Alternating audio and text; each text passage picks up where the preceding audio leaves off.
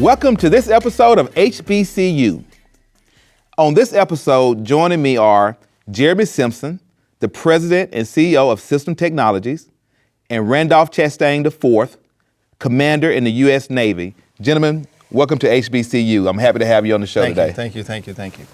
Guys, as you know, this show is centered around really shining a spotlight on HBCUs and all of the success stories that have come from them. And so you guys are representative of just that. Jeremy, if you would, tell me a little bit about System Technologies. So System Technologies, we're an information solution provider. For the most part, we have our business structured in two various aspects, and that's a IT solutions perspective as well as an infrastructure perspective. On the solutions perspective side, we do more consulting, data analysis, and things like that. On the infrastructure side, we do, for the most part, we're doing access control, CCTV, structured cabling, phone systems, audio, video, and things of that nature. Great. Randolph, what about you? So for me, my story is quite different than Jeremy's, of course. But I'm in the Navy, retiring this year. Made it up to the rank of commander, but I started out of high school as an E1, as a seaman recruit. Ended up going for an officer commission through this program called Boost, Broaden Opportunity for Officer Selection and Training, where I got a chance to compete for a scholarship to go to college. That in turn was an HBCU, which I chose, and it happened to be Southern University in Baton Rouge, Louisiana. From there, I received my commission and matriculated through the ranks up to commander, in which I'll be retiring this year. Yeah, you've had an impressive career, but this is what I want to know. Why did you choose Southern University? I chose Southern University for one, it is an HBCU. Two, they had the Navy ROTC program, which paid my scholarship. Three, all of my family pretty much went to HBCU, so it was in me, and nothing could ever change how I felt about that. All of my family, my grandparents, my parents, aunts, cousins, brothers, friends, sister, all pretty much went to HBCUs. And so growing up, it was the example for me. It's something I knew that I wanted to do, and I had to figure out how to get there. Jeremy, how did you end up at Alcorn? So mine is a unique story. Interesting enough, I wanted to go to the Navy. The unfortunate thing was that I was not able to go to the Navy. I had these big aspirations of going to the Navy, saying that they were always near the water and things like that. But I went to the recruiting office, and the only thing that stopped me was that I was 17. And my parents wouldn't sign the papers for me to go to the Navy. So I think that from that point, my dad took me to Oklahoma Community College, which is an HBCU. And from there, got into sports, got into really understanding what the HBCU environment was about. And then from there, how I ended up going to Alcorn State University was a young lady by the name of Miss Laura Hearn, who's a big HBCU booster, talked to me, convinced me that Alcorn was the place to go. And from there, I got on campus, loved the environment. It was a good family environment, well perceived place to work. Now, Randy, your brothers, your grandmother, grandfather, all went to Alcorn. Yes. How did you end up at Southern? So, of course, I was pretty much born on what they call the reservation in Alcorn, in the ruins. And so Alcorn, I always have a love there. I know so much about that school. And coming out of high school, I think I was gonna go there, but I didn't have that full scholarship. And so I chose the Navy to figure out a way for me to get to college and have it fully paid for. And I explained that a little bit earlier. And so once I got that scholarship to college, there was only a few HBCUs that offered Navy ROTC. And so I was like, well, let me see which one is fit for me. And so at the time, I was looking at Morehouse. I was looking at FAMU, Florida A&M. I was looking at Hampton, which I was familiar with being stationed out in Virginia. I was looking at Southern University and Prairie View. And so then it came down to who was going to give me the most, who's going to give me the bang for the buck. And at the end of the day, I went to all the schools, visited them all. Southern gave me everything that I was looking for. And it felt like home when I stepped on the yard. That's how I chose Southern. Go ahead. So I think that to his point, when you step onto an HBCU campus, it's something unique about it, and it's a family environment. You see a lot of individuals that look like you. You see various different students that have different conditions, some similar to yours, some may be different. But for the most part, it feels like home. It feels like you're amongst family, and it makes you feel a little bit more comfortable in your walk, the way you approach everyday life, because you see in each individual student a part of you, and it's family. But every HBCU campus or the yard have its own unique qualities, right? And traditions. There's certain things you do, at Alcorn, and there's certain things you do at Southern. You only get that experience on that campus. Right. Talk to me about that. What's unique about Alcorn? Well, one of the things that's unique about Alcorn is it's in the middle of nowhere.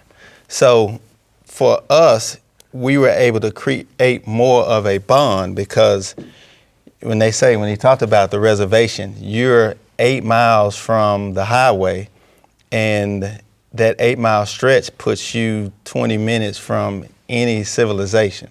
So for us, it was more so Thursdays were the party nights, because everybody would leave the campus on Fridays.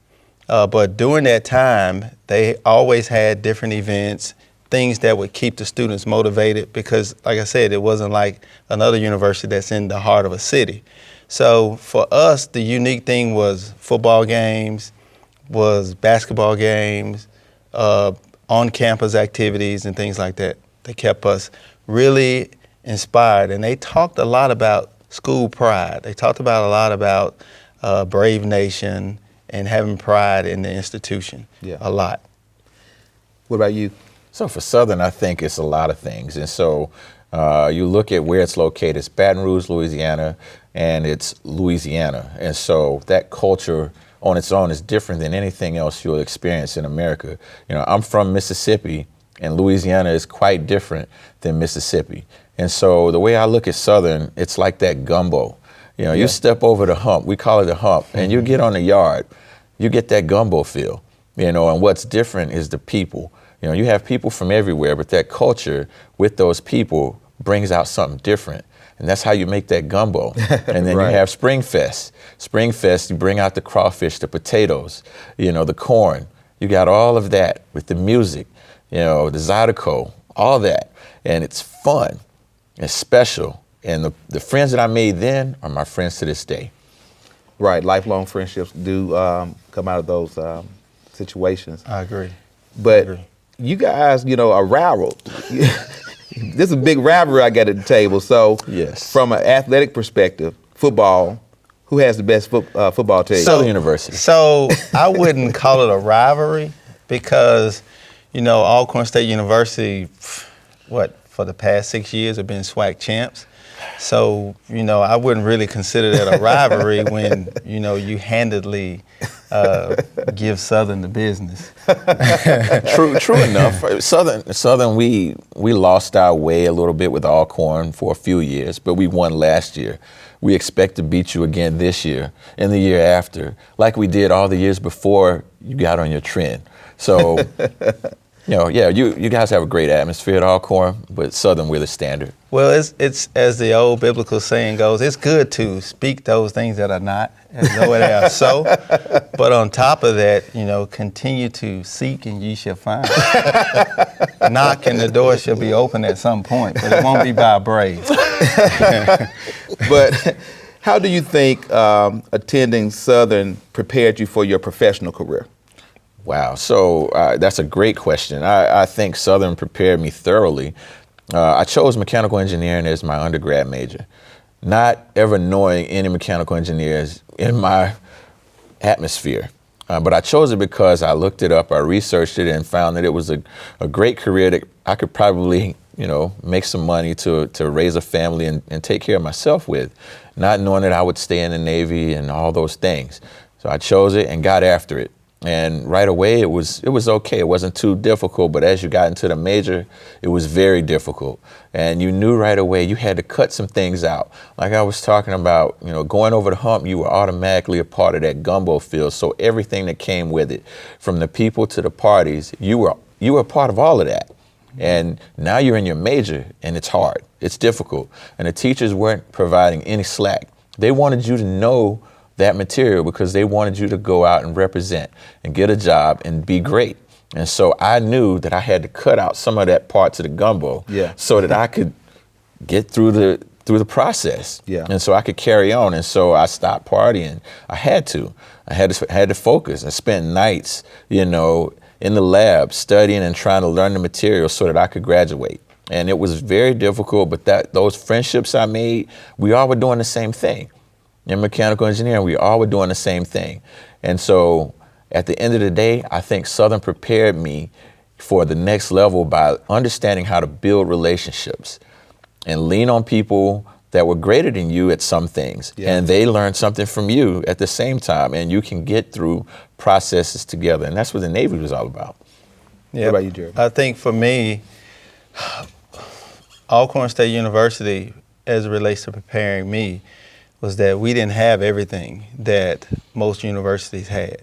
So first of all, if you can make it through an HBCU with the small amount of resources that an HBCU has, from going to try to enroll in a class to finding out that all of your paperwork is not there, to going to the financial aid office, work study, to then coming back to get in a long line, and then finding out the class is closed, and then finding a way to make it happen. Not on top of that, but preparing you to the point where, for me, my major was computer science and applied mathematics. So my whole thought process initially was, okay, take a few classes and everything's gonna be okay. But then you start getting into vector analysis, numerical analysis, differential equations, C, and things like that. But those classes taught you process. And the business that I'm in is all about process.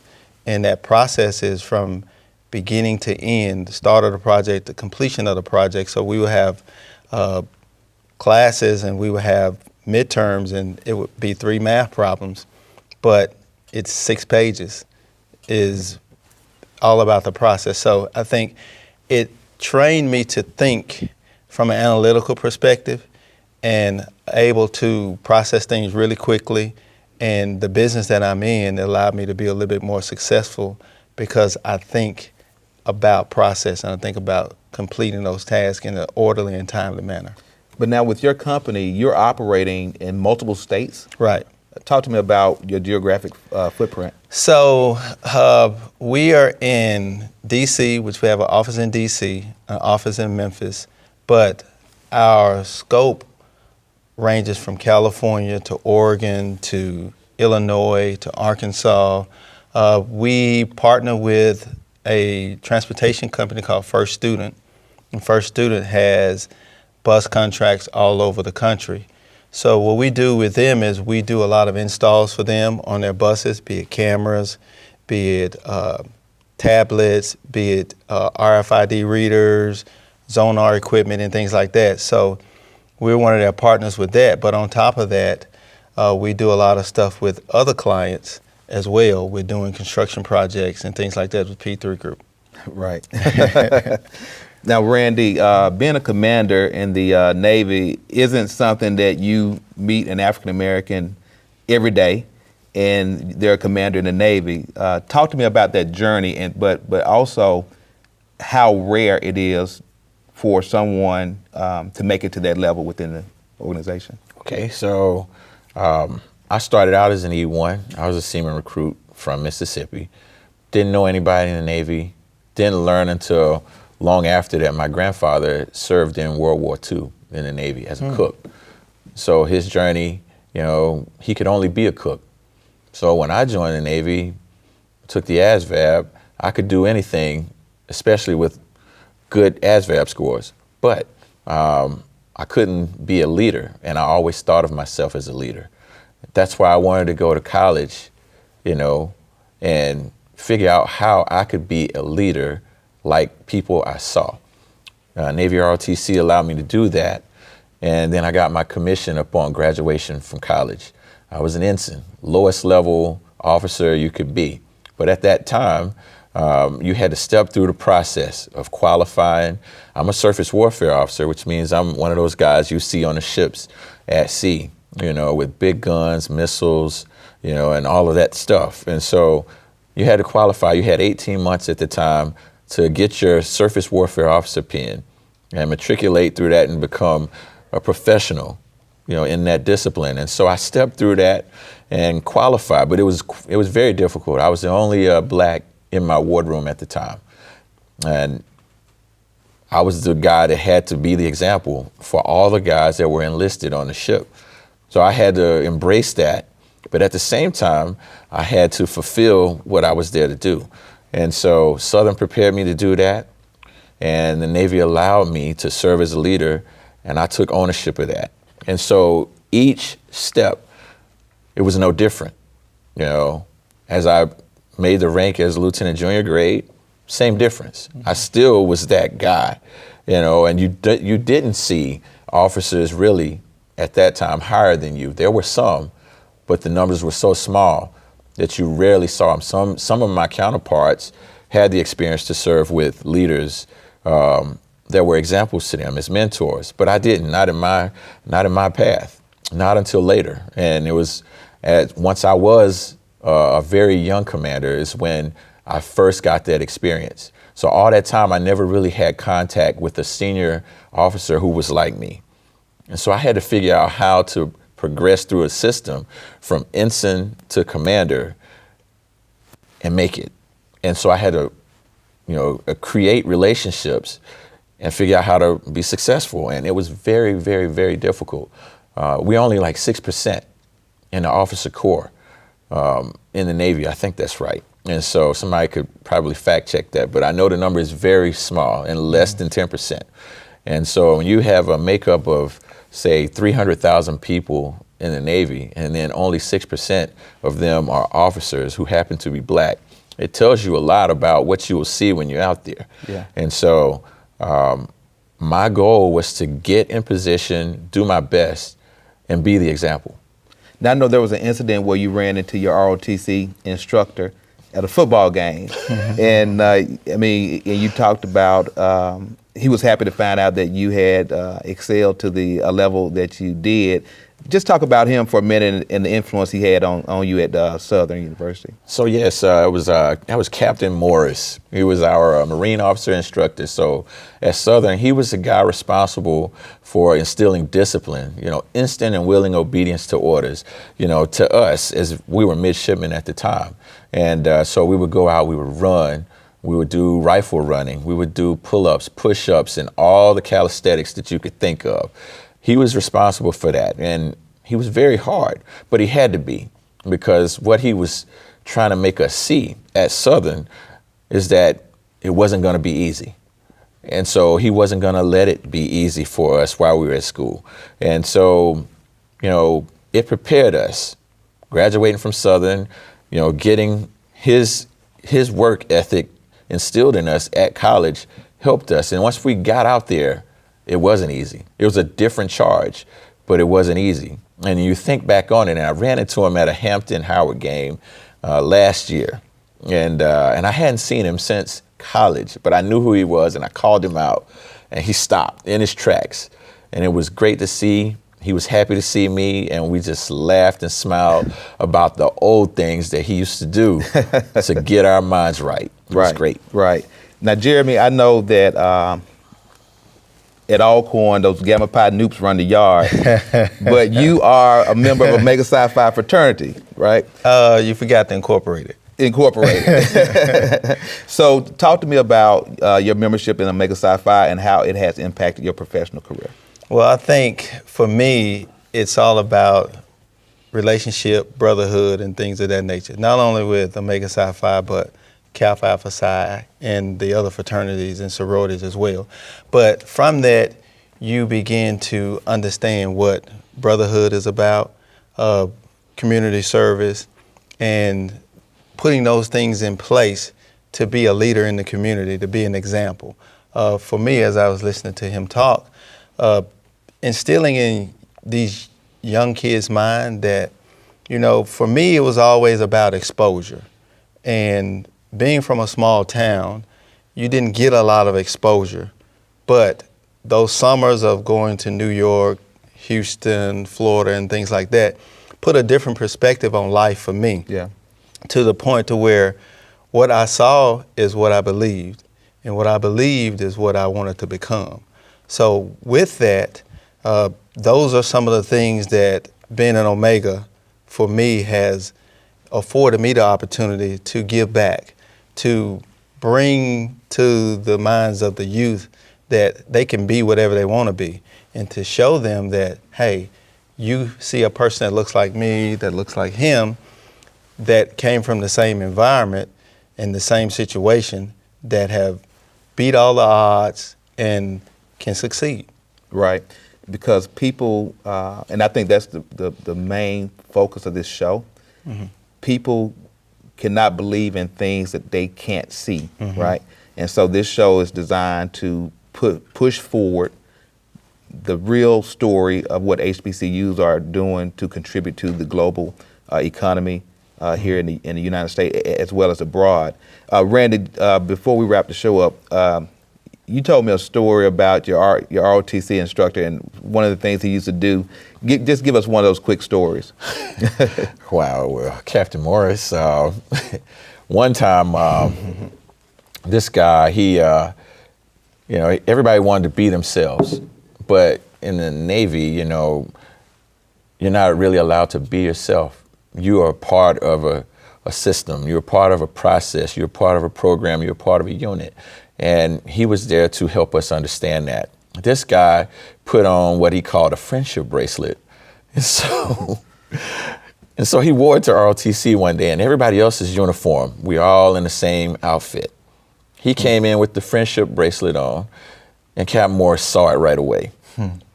And he said, "What is that on your arm?" And he said, "Friendship bracelet, sir." He said, "Are we friends?" And he said, "No, sir." He said, "Well, take it off." Take it off. And he cleared the roll. It was unreal. Never forgot it. Never forgot it. And that guy to this day, my friend, he was from Mississippi too. We still laugh and joke about that because he understood then, to be a part of this process, we all got to do the same thing. We all got to do what it takes to get to that next level. And you can't do that by doing what you want to do all the time. Right. Jeremy, just to close the show out. Okay.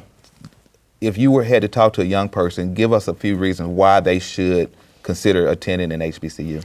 I think for me, the main reason I would say that it would be important for them to attend the HBCU is because you are contributing back to an institution that has laid the foundation, that has been an institution that has educated so many successful individuals that look like you, that has a vested interest in someone that looks like you, will take pride in seeing someone like you succeed.